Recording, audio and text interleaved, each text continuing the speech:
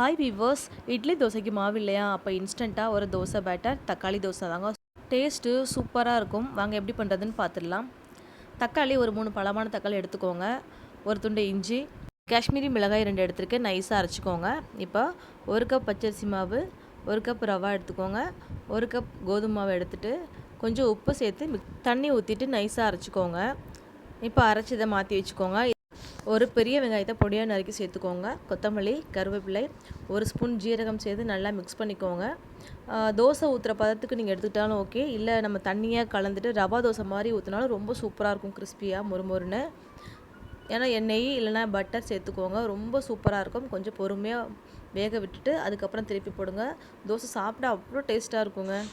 பொதுவாக தக்காளி தோசை, தக்காளி பூரி, தக்காளி சாதம் எல்லாத்துக்குமே தக்காளியோட சேர்த்து செஞ்சால் அவ்வளோ சூப்பராக இருக்கும். தோசை அதே மாதிரி அவ்வளோ அல்டிமேட்டாக இருக்கும். தேங்காய் சட்னியோடு சர்வ் பண்ணுங்கள், என்ஜாய் பண்ணுங்கள். தேங்க்யூ.